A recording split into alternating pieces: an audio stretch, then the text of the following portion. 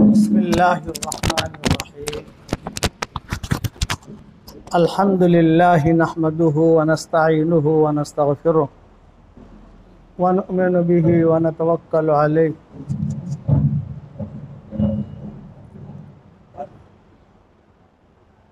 अल्हम्दुलिल्लाहि नहमदुहु व नस्तईनुहु व नस्तगफिरुह व नु'मिनु बिही व नतवक्कलु अलैहि व नऊज़ु बिल्लाहि मिन शुरूरि अनफुसिना व मिन सय्यिआति अमालिना। मन यहदिहिल्लाहु फला मुदिल्ल लहु व मन युद्लिलहु फला हादिय लहु व नशहदु अल्ला इलाहा इल्लल्लाहु वहदहु ला शरीका लहु व नशहदु अन्न सय्यदना व मौलाना मुहम्मदन अब्दुहु व रसूलुहु सल्लल्लाहु अलैहि व अला आलिहि व अस्हाबिहि व बारक व सल्लम तस्लीमन कसीरन कसीरा। अम्मा बादु फ़अऊज़ु बिल्लाहि मिनश शैतानिर रजीम। बिस्मिल्लाहिर रहमानिर रहीम। फ़अलम अन्नहु ला इलाहा इल्लल्लाह वस्तग़फिर लिज़ंबिका वलिल मुअमिनीन वल मुअमिनात वल्लाहु यअलमु मुतक़ल्लबकुम व मथवाकुम। सदक़ल्लाहुल अज़ीम। काबिल एहतराम भाइयों, दोस्त और बुज़ुर्गों, हर अमल के लिए दो बुनियादी शर्तें हैं, तीसरी शर्त नहीं है। हर अमल में आदमी दो चीज़ों का ख्याल रखे तो वो अमल अल्लाह के यहाँ काबिल कबूल हो जाएगा। पहले तो होती है नीयत, नीयत पहले होती है, अमल बाद में होता है। आदमी वुज़ू करता है तो पहले नीयत करता है, वुज़ू बाद में करता है। ये नहीं कि वुज़ू करने के बाद नीयत करता है।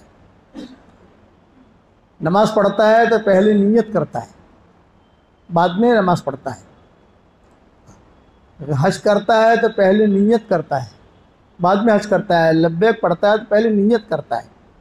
तो नीयत ये मुक़द्दम है। और नीयत में इखलास हो, दो चीज़ें हैं कि हर अमल में इस्तिक़ामत हो और इखलास हो, बस वो अमल कबूल हो जाता है। इस्तिक़ामत के साथ आदमी काम करे, कोई भी काम करे दीन का। गुनाह पर इस्तिक़ामत नहीं, गुनाह पर तो नदामत है कि आदमी से चूक हो जावे तो वो नदामत करे तो मुझसे चूक हो गई। और अच्छे अमाल पर इस्तिक़ामत है। तहज्जुद पर इस्तिक़ामत करे आदमी, कभी पढ़ी कभी नहीं पढ़ी ये नहीं, और इखलास हो, वही आदमी आहिस्ता आहिस्ता आहिस्ता उसे अल्लाह का क़ुर्ब मिलेगा और बड़े लोगों में शुमार होगा। इमाम अहमद इब्न हम्बल रहमतुल्लाह अलैह को बहुत कोड़े मारे गए खल्क़ कुरान के मसले में। एक फितना था उस दौर का, और अजीब व गरीब फितना था। फितना जो होता है वो मीठा नज़र आता है। हज़रत उमर कहते थे तो बहुत मीठा नज़र आता है फितना, आदमी समझ नहीं सकता और वो फितना उसे ले डूबता है। तो हज़रत इमाम अहमद इब्न हम्बल के ज़माने में खल्क़ कुरान का एक फितना शुरू हुआ। ये कुरान ये मखलूक है या नहीं, ये सवाल है। मसलन हमारी मस्जिद ये बनी हुई है, ये माइक के बना हुआ है, कि आसमान ये बना हुआ है, कि ज़मीन ये बनी हुई है, पैदा की गई है, कि हवाएं ये पैदा की गई है, कि अर्श ये पैदा किया गया है, मखलूक है। तो कुरान क्या है? किसी ज़माने में ये फितना निकला था मुसलमानों में कि बहुत मीठे होते हैं फितने, आग लगाने वाले आग लगा के निकल जाते हैं और मुसलमान लड़ते रहते हैं। ये कुरान मखलूक है या नहीं? तो ज़ाहिर बात है कि बड़े इमाम अहमद इब्न हम्बल थे। लोग उलमा से रुजू करते हैं कि क्या जवाब दें। तो इमाम अहमद इब्न हम्बल ने फतवा लिखा कि कुरान मखलूक नहीं है, यानी पैदा नहीं किया गया है कुरान। जैसा अल्लाह हमेशा से है हमेशा रहेगा, इस तरीके से कुरान उसकी सिफत है कि कुरान भी हमेशा से है हमेशा तक रहेगी, ख़त्म नहीं होगा कुरान। कुरान जो है ये ख़त्म नहीं होगा। कुरान को क़यामत के करीब अल्लाह उठा लेगा। हदीस में आता है कि दो चीज़ें अल्लाह ताला क़यामत के करीब उठा लेगा। एक बैतुल्लाह उठा लेगा, उसको तोड़ के ख़त्म नहीं करेगा कि तोड़ ताड़ के ख़त्म करो और क़यामत आ जाए सारी बिल्डिंगें टूट जाएगी। बैतुल्लाह को अल्लाह नहीं तोड़ेगा, उसको अल्लाह यूं का जूं का तू आसमानों पर के लोग हरम भरा हुआ होगा और रात को सब तवाफ़ करके अपने घरों पे जाएंगे और तहज्जुद में जब लौटेंगे तो काबा नहीं होगा, खाली जगह। तो लोग खड़े खड़े कहेंगे अरे रास्ता तो भूल नहीं गए हम, होता है ना रास्ता भूल गए। तो सब कहेंगे नहीं रास्ता तो नहीं भूले, यही इस दरवाजे से आते थे। और निशानी के लिए मकाम इब्राहिम है, निशानी मकाम इब्राहिम की, किसी के सामने बैतुल्लाह होता था, तो रास्ता नहीं भूले। मामला हुआ है कुछ, क्या मामला हुआ कि काबे को अल्लाह ने उठा लिया। इसीलिए कहते थे कि काबे की कदर कर लो काबे के उठाए जाने से पहले। उड़ जाएगा तो तस्वीर में तो देखोगे आप, लेकिन हकीकी काबा नहीं होगा। और दूसरा तो लोग वही खड़े खड़े रोएंगे, चीखेंगे, औरतें रोएंगी, अरे काबा कहाँ चला गया, काबा कहाँ चला गया, काबा कहाँ चला गया, काबा कहाँ चला गया। फजर की नमाज के वक्त होगा, इमाम साहब भी बगैर काबे की नमाज पढ़ाएंगे, काबा है ही नहीं। काबा है ही नहीं तो क्या करे आदमी, नमाज तो पढ़नी है। फ़ै नमा तुवल्लु फसम्मा वजहुल्लाह, जहाँ पर भी आप चेहरा कर लो वहाँ अल्लाह है। काबा है ही नहीं तो क्या करें, तो ये आयत पढ़ लेंगे फ़ै नमा तुवल्लु फसम्मा वजहुल्लाह। भाई जिस तरफ भी तुम अपना चेहरा करके नमाज पढ़ लो, इसलिए कि अल्लाह तो हर जगह है। अल्लाह की कोई सिमत तो है नहीं कि दाहिनी तरफ है, बाईं तरफ है, ऊपर है, नीचे, हर जगह है। बगैर काबे की फजर की नमाज होगी ये। और दूसरा कुरान उठा लिया जाएगा। हर सारी काबा तो एक जगह पर है मक्का में, कुरान तो सारी दुनिया में है। ये कुरान तो सारी दुनिया में है ना, घर घर में है, मस्जिद में, घरों में है, मकतबों में है, मदरसों में है। लोग फजर की नमाज में आएंगे, करेंगे, जब कुरान खोलेंगे तो सिर्फ कागज होंगे, हुरूफ अल्लाह उठा लेगा। जो हुरूफ है ये अल्लाह उठा लेगा। जो हाफिज है उनको कुरान हिफ्ज रहेगा, उनके सीनों में से अल्लाह नहीं निकालेगा, ये मोबाइल में से निकल जाएगा। ये तुनतुनिया है ना दज्जाल, इसके अंदर खाली कागज होंगे सब, बस काला पेज दिखाई देगा, हुरूफ नहीं। तो ये मसला खड़ा हुआ कि भाई कुरान क्या है, मखलूक है या मखलूक नहीं है। तो इमाम अहमद इब्न हम्बल ने फतवा दिया कि कुरान जो है ये मखलूक नहीं है भाई, अल्लाह हमेशा से हमेशा रहेगा, कुरान उसकी सिफत है, तो कुरान भी हमेशा से हमेशा रहेगा। हाँ ये बात अलग है कि क़यामत के करीब अल्लाह उन हुरूफों को उठा ले। इस पर इमाम अहमद इब्न हम्बल को फितने में डाला गया। मुख्तसर वक्त में ये किस्से लंबे बयान नहीं कर सकते हम, लेकिन मौलाना यूसुफ साहब रहमतुल्लाह अलैह इससे बहुत कुछ निकालते थे। इमाम अहमद इब्न हम्बल के किस्सों से बहुत निकालते थे और कहते थे अपना ईमान बनाना है तो उमर इब्न अब्दुल अजीज के किस्से सुनो और हज़रत उमर के किस्से सुनो और अब्दुल्लाह इब्न मुबारक के किस्से सुनो और इमाम अहमद इब्न हम्बल के किस्से सुनो। ये हज़रत फरमाते थे हमारे साथियों से, पुराने अपना ईमान बनाना है, उन लोगों के किस्से सुनो, उनके मुज़ाकरे करो तो तुम्हारे ईमान हरकत में आएगा।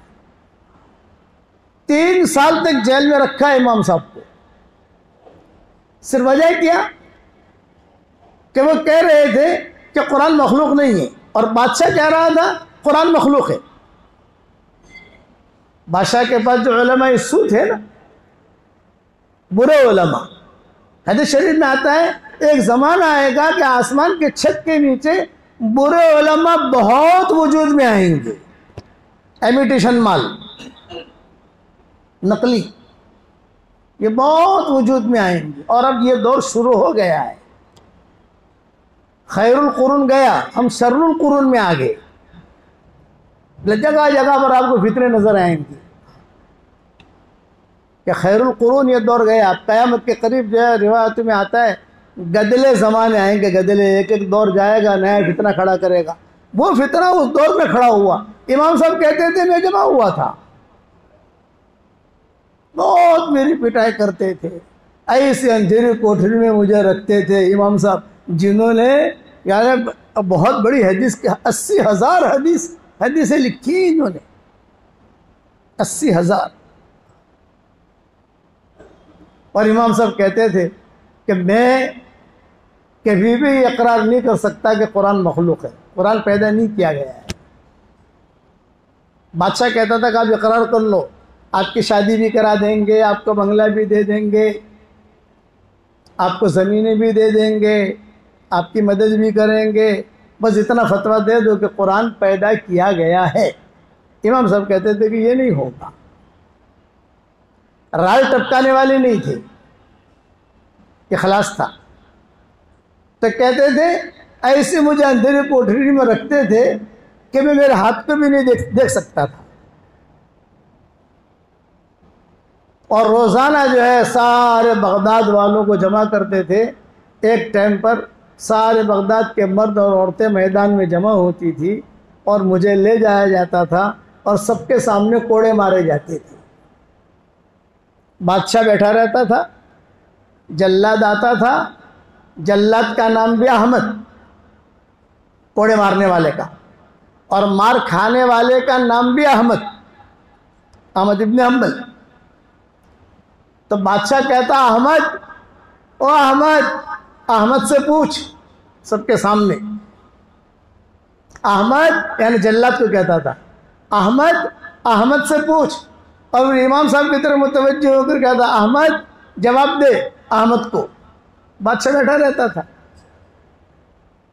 तो मारने वाला पूछता था कि अहमद इब्न हम्बल आप इकरार कर लो कि कुरान जो है ये मखलूक है, तो मैं बादशाह के अज़ाब से बचा लूँगा। अहमद इब्न हम्बल जवाब देते, ए अहमद तू इकरार कर ले कि कुरान मखलूक नहीं है, तो मैं तुझको अहकमुल हाकिमीन के अज़ाब से बचा लूँगा, अल्लाह के अज़ाब से बचा लूँगा। ये इमाम साहब जवाब देते थे। और फिर कोड़े मारे जाते थे। इमाम साहब कहते, खुद फरमाते थे इमाम अहमद इब्न हम्बल कि मुझे इतने ऐसा कोड़ा मारा जाता, अगर हाथी पर भी मारा जाता तो हाथी भी मर जाता। जोर से कोड़ा मारते, जोर से, खून खून इमाम साहब हो जाते, पूरे कपड़े खून खून। वो बादशाह जो है वो बैठा हुआ जो है वो हंसता रहता है, देखो कैसा अजाब दे रहे हैं इनको। और उसी वक्त में जोहर की नमाज के वक्त होता तो इमाम साहब उन्हीं कपड़ों में जोहर की नमाज पढ़ लेते सबके सामने। मैं मुसाफिर हूँ, 2 रकात पढ़नी है, चुनांचे सबके सामने अल्लाह अकबर करके इमाम साहब नमाज पढ़ते। तो लोग पूछते कि आपकी नमाज कैसे होगी, आपके कपड़े खून खून, आपका बदन खून खून। तो इमाम अहमद इब्न हम्बल जवाब देते, मैं हज़रत उमर का रूहानी बेटा हूँ। हज़रत उमर की फजर की नमाज ऐसे हो गई थी, मेरी जोहर की हो जाएगी। फ़र्क इतना है कि उन्होंने फजर पढ़ी थी, इस हालत में नेज़ा जब मारा गया तो खून खून की हालत में, मैं जोहर पढ़ रहा हूँ। इमाम अहमद इब्न हम्बल जब इनका इंतकाल का वक्त करीब आया, इमाम अहमद इब्न हम्बल का, अच्छा रोज़ाना ये मामला होता था, तो इमाम साहब इतने थक गए थे इसलिए कि हड्डियाँ टूट गई, बुखार, जख्म गहरे हो गए। तो इमाम साहब फरमाते थे, मेरे दिल में एक मरतबा ये बात आई, सिर्फ ख्याल आया कि चलो भी इतनी मैंने मार खाई है, रोज़ाना मार खा रहा हूँ, अभी 24 घंटा गुजरने में वक्त तो लगता नहीं है, फिर जो है ले जाएंगे मुझे मारेंगे। तो अम्मार इब्न यासिर की हदीसें, कुरान की आयतें, इल्ला मन उकरिहा व क़ल्बुहु मुतमइन्नुन बिल ईमान। ये आयत मेरे सामने आई। हाफिज तो थे ही, आलिम भी थे, मुफ्ती भी थे, मुहद्दिस भी थे। ये आयत मेरे सामने आई, मेरे दिल में इतना ख्याल आया, आज इसके सामने ज़ुबान से तो इकरार कर लूँ ताकि ये अज़ाब से तो बच जाऊँ। दिल में तो मेरा ईमान है। ये इनके दिल में ख्याल आया। पुलिस वाले ले जा रहे थे उनको मारने के लिए भाई जल्लाद के पास। जब ख्याल आया, ख्याल आते ही एक बहुत बड़ा डाकू था उस जमाने में, उसका नाम था अबुल हैसम। वांटेड आदमी था, वांटेड अबुल हैसम। वो भागा भागा आया मजमे में से, और मजमे में से भागता हुआ आकर कहा, मैं एक बात करना चाहता हूँ इमाम साहब आपसे। इमाम साहब ने कहा, भी कहो। तो पुलिस वालों के सामने कहा, ये कहा कि पुलिस वालों ने मुझे बहुत मारा है, जेल में मैं भी रहा हूं, डाकू था वो। लेकिन जब भी मैं जेल से छूटा हूं तो डाका डालने गया हूं, घर पर नहीं गया। जेल से छूटकर आदमी घर आता है ना, मैं घर नहीं गया, जेल से निकलते ही डाका डालने गया हूं मैं, और बड़ा डाका डाला है। पहले जो डाला था उससे बड़ा। तो मैं बातिल पर जमा हुआ हूं। आपको इतनी दावत देता हूं कि आप हक पर जमे रहना। आपको इतनी दावत देता हूं, समझाता हूं कि आप ये डाकुओं ने इमाम साहब को कहा। तो इमाम साहब को जो ख्याल था, ख्याल बदल गया उनका। इसलिए दुआ मांगते थे, रहिम अल्लाह अबुल हैसम, अबुल हैसम पर अल्लाह रहम करे, उसकी नसीहत ने मुझे जमा दिया, कदम मेरे जमा दिए, वरना मेरे कदम उखड़ रहे थे। जब मेरे उसका इंतकाल इमाम साहब की हयाती में ही हुआ, अहमद इब्न हंबल के ज़माने में। तो इमाम अहमद इब्न हंबल जनाजे की नमाज पढ़ाने के लिए चले गए। तो सारे बगदाद देखा, इतना बड़ा डाकू, इतना बड़ा खराब आदमी, और आप जनाजे की नमाज पढ़ाने आए। बोले बगदाद वालों के लिए खराब है, मेरा उस्ताद है कि बगदाद वालों के लिए खराब है कि डाके बहुत डाले हैं, बहुत मारा है लोगों, लेकिन मेरा उस्ताद है, उसने मुझे नसीहत की थी। उस नसीहत की वजह से मैं जमा रहा, वरना मैं भी दाएं बाएं हो जाता। अब इमाम अहमद इब्न हंबल का इंतकाल का वक्त करीब आया, 1 घंटा बाकी है इमाम साहब के इंतकाल का, 1 घंटा। और वो अहमद जो था ना, जल्लाद जो कोड़े मारता था, पता चला कि इमाम साहब का इंतकाल का वक्त करीब है, तो जो आया और दरवाज़ा खटखटाया। उलमा ने लिखा है 1 घंटे के बाद इमाम साहब का इंतकाल हो गया। दरवाज़ा खटखटाया तो इमाम अहमद इब्न हंबल के बेटे ने दरवाज़ा खोला। हाँ भी क्यों आए हो? बोले मैं अहमद हूँ। सब जानते थे कि ये कोड़ा मारता है, या फांसी देने वालों को लोग पहचानते हैं, कोड़े मारने वाले को लोग पहचानते हैं, डाकुओं को लोग पहचानते हैं। भाई यही था, ये कोड़े मारता था इमाम साहब को। अब तो इमाम साहब का इंतकाल का वक्त करीब आ गया। तो उसने पूछा बेटे ने, क्यों आए हो? बोले भाई मैंने ऐसा सुना है कि इमाम साहब सकरात में हैं और दुनिया से जाने का वक्त करीब है, मैं माफ़ी मांगने आया हूँ कि मैंने बहुत मारा है इमाम अहमद इब्न हंबल को। 3 साल तक मैंने कोड़े मारे। बादशाह का ऑर्डर था, नहीं मारता तो ड्यूटी जाती। बादशाह कहता जोर से मारो, आहिस्ता के मारो। कभी हाथ हल्का भी करता तो बादशाह बैठा बैठा इशारा करता, जोर से मारो, आहिस्ता क्यों मारा तुमने? मैं माफ़ी मांगने आया हूँ, मुझे माफ़ कर दो। बेटा आया अहमद इब्न हंबल के पास, तो अब्बा वो अहमद आया है। तो इमाम साहब जो सकरात में थे, अब अहमद इब्न हंबल, मन अहमद। अच्छा, मन अहमद, कौन अहमद आया? बोले भाई जल्लाद जो आपको कोड़े मारता था। इमाम साहब ने कहा कि क्यों आए हो? कि आपसे माफ़ी मांगने के लिए। तो इमाम साहब ने जुमला कहा, कद आफो तो आना, कद आफो तो मैंने माफ़ कर दिया, माफ़ कर दिया। ला सबील अलैह, ये जुमला आता है अरबी में, ला सबील अलैह, उस पर कोई पकड़ नहीं है, मैंने माफ़ कर दिया। तो बेटे ने कहा अब्बा इतना जल्दी माफ़ कर दिया? कितना 3 साल तक कितनी आपकी पिटाई की है उसने? 3 साल तक आपने इतना जल्दी माफ़ कर दिया उसको? तो इमाम साहब ने एक हदीस बयान की और इमाम साहब का इंतकाल हो गया। पॉलिटी वाले ये होते हैं। ये फरमाया हशर के मैदान में ऐलान करने वाला अल्लाह की तरफ से ऐलान करेगा, भाई किसी का मुझ पर हक है, मुझसे हक ले ले। अल्लाह ताला कहलवाएंगे कुछ लोग हैं मुझ पर कर्जा है, मैं चुकाने के लिए तैयार हूँ। कमन हूँ, कौन है वो? इनको वो लोग हैं कि जिन्होंने लोगों को अल्लाह के लिए माफ़ कर दिया हो। फमन आफा व असलह फअजरुहु अलल्लाह, माफ़ कर दे, इधर उधर कर दे तो उसका अजर अल्लाह के ज़िम्मे है। तो मैं चाहता हूँ ये बदला मैं वहाँ से लूँ, अहमद से न लूँ। इसको माफ़ कर दूंगा तो अल्लाह मुझे बदला देगा हशर के मैदान में।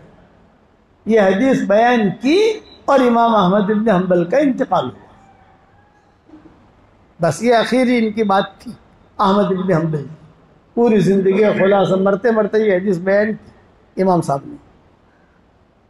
ये कहा मैंने ये हदीसें मेरी किताबों में लिखी है और मैंने मेरे शागिर्दों को सुनाई भी है, सिर्फ लिखने के लिए नहीं है, सुनाने के लिए नहीं है। मुझे ये अजर अल्लाह से चाहिए। और ये आयत पढ़ ली, फमन आफा व असलह फअजरुहु अलल्लाह, माफ़ कर दे, सुलह कर दे, फरमाया उसका अजर अल्लाह के ज़िम्मे है। जब इमाम शाफी को पता चला कि इतना बड़ा आदमी गया है दुनिया से, चूँकि इमाम शाफी ये इमाम अहमद इब्न हम्बल के शागिर्द थे, कुछ इन्होंने इमाम अहमद इब्न हम्बल से भी पढ़ा है। सबसे पहले तो पढ़ा इमाम मालिक से, फिर पढ़ा इमाम मोहम्मद से, हनफी मसलक। फिर वहाँ जाते हुए मदीना मुनव्वरा जाते हुए रास्ते में अहमद इब्न हम्बल की दरसगाह आती थी। तो इमाम मोहम्मद ने कहा कि तुम जा रहे हो तो तुम वहाँ जाकर जो इमाम अहमद इब्न हम्बल से भी कुछ हदीस सीख लेना, पढ़ लेना। ये 3 इनके बड़े उस्ताद हैं इमाम शाफी के। इमाम मालिक ये सबसे बड़े उस्ताद, इमाम मोहम्मद ये हनफी मसलक वाले, और इमाम अहमद इब्न हम्बल व हम्बली मसलक वाले, ये 3। इसीलिए इमाम शाफी जब वहाँ पहुँचे इमाम मोहम्मद की मस्जिद में, तो किताबों में लिखा है तो मुसाफिर बन के पहुँचे थे। मुसाफिर बनकर कोने में बैठ गए। तो इमाम ने आकर नमाज पढ़ाई, इमाम मोहम्मद ने उनके पीछे नमाज पढ़ी। बड़े बड़े उलमा, बड़े बड़े फुकाहा थे उस वक्त में। तो इमाम शाफी बैठे रहे। जब इमाम मोहम्मद चले गए तो इमाम शाफी आए इमाम के पास, जो इमाम नमाज पढ़ाने वाला था। ये कहा कि तुमने मगरिब की नमाज पढ़ाई, इसमें 2 गलतियाँ की हैं, इमाम शाफी ने कहा। तो इमाम गुस्सा हो गया, अरे तू कौन है मेरे गलतियाँ निकालने वाला? छोकरा तू कौन है? मेरे पीछे इमाम मोहम्मद नमाज पढ़ते हैं, इतना बड़ा इमाम, कभी गलती नहीं निकाली और तो गलती निकाले, भाई यहाँ से। इमाम शाफी को भगा दिया। इमाम शाफी मुसाफिर थे, कोने में बैठ गए। इशा की नमाज का वक्त आया तो फिर इशा की नमाज भी इमाम मोहम्मद आए नमाज पढ़ने के लिए, सर्दी की रातें थी।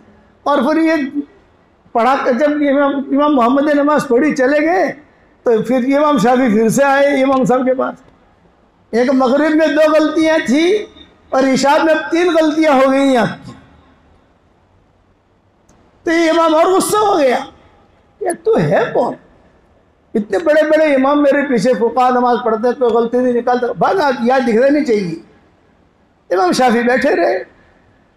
फजर की नमाज का वक्त आया तो वो इमाम घबराया कि वो लड़का खड़ा है कि नहीं। इमाम साहब तो वही खड़े थे, इमाम शाफी वही खड़े थे। वो बेचारे इमाम घबराया कि यार मगरिब में 2 निकाली, ईशा में 3 निकाली, अब पता नहीं फजर में कितनी निकाले गए। अच्छा, इमाम अहमद इब्न हम्बल है वहाँ, वो इमाम मोहम्मद है वहाँ पर, नमाज पढ़ रहे हैं इनके पीछे। इमाम मोहम्मद की गलती नहीं निकाल रहे, और यह गलती निकाल। फजर की नमाज पढ़ाई तो वो इमाम शाफी फिर से आ गए क्या फजर में 4 हो गई आपकी गलतियां। ये इमाम घबराया गया, जोहर में भी बैठेगा ये, यहाँ असर में भी आएगा, हर नमाज में एक गलती निकालेगा। ये भागा भागा इमाम मुसल्ले से उठा। इमाम मोहम्मद बाहर खड़े थे। ये कहा हज़रत कोई लड़का आया है, वो मेरी गलतियों पर गलतियां निकाल रहा है, आपने कभी गलतियां तो निकाली नहीं और ये गलतियां निकाल रहा है मेरी, तो मुझे तो अब टेंशन हो रहा है। जोहर में बताने 5 गलतियां निकालेगा वो। इमाम मोहम्मद ने कहा उलझो मत, उससे जाकर इतना सवाल कर लो। 2-3 सवाल इमाम मोहम्मद ने पूछवाए। जब सवाल किए तो उन्होंने सही जवाब दिया इमाम शाफी ने। इमाम मोहम्मद खुद मस्जिद में आ गए। कहा बेटा कहाँ से आए हो? ये कहा मैं मदीना से, मक्का से आया हूँ, मैं यतीम हूँ। अजान हो रही, जब मैं मक्का से आया हूँ, यतीम हूँ, इमाम मालिक से इल्म हासिल किया है, उन्होंने आपके पास भेजा। तो कहिए आप गलतियाँ कैसे निकाल रहे हैं? तो गलतियाँ कौन सी थी? आमीन बिल जहर की, अहनाफ के आमीन बिल जहर नहीं होती। रफ़े यदैन की, हमारे यहाँ रफ़े यदैन नहीं होती। मालिकिया क्या होती है, हनाबिला के वो गलतियाँ थी। तो इमाम मोहम्मद समझ गए कि बड़ा आदमी बनेगा। इमाम मोहम्मद ने कहा चल मेरे साथ। अपने घर में ले जाकर इमाम शाफी को पढ़ाया। इसलिए शाफियों पर इमाम मोहम्मद का भी एहसान है। फिर इमाम अहमद इब्न हम्बल से पढ़ा इमाम शाफी ने जाते हुए। जब पता चला कि इमाम अहमद इब्न हम्बल के साथ ये मामला हुआ है, किसी ने इमाम शाफी से पूछा कि तुम्हारी क्या ख्वाहिश है? एक ख्वाहिश है मेरी, कोई अगर पूरी करे। क्या अहमद इब्न हम्बल ने जिन कपड़ों में कोड़े खाए हैं वो कपड़ा कोई मुझे लाकर दे दे, मैं उसे धोकर जो है पानी पीना चाहता हूं। इमाम शाफी ने कहा कि जिन कपड़ों में कोड़े खाए हैं इमाम अहमद बिन हम्बल ने, वो कपड़ा कोई मुझे लाकर दे दे, मैं उनको धोऊं और उससे मैं पानी पीऊं ताकि मेरा ईमान मजबूत हो। शागिर्द भी थे ऐसे, उन लाए कपड़े। इमाम शाफी ने कपड़े रखे अपने पास, बल्कि बाद मौरखीन ने लिखा है अपने कफन के साथ उन कपड़ों को रखा इमाम शाफी ने। इसलिए याद रखना, क्वालिटी अपने अंदर पैदा करो। ये कि अपने अंदर आदमी क्वालिटी पैदा करे, तो क्वालिटी जो होती है वो अल्लाह को बहुत पसंद होती है, क्वांटिटी अल्लाह को पसंद नहीं होती। अल्लाह ताला हम सबको अमल करने की तौफीक अता फरमाए। फिर इमाम मोहम्मद ने, इमाम मालिक ने अपनी बेटियां भी पेश की इमाम शाफी पर। कमारे थे ना, इमाम मालिक की बेटियां तो बहुत थी मदीना में, इमाम मोहम्मद की बेटियां बहुत थी। ये तफसील इंशाल्लाह अगर रहे आइंदा जुमा तो सुनाएंगे इंशाल्लाह।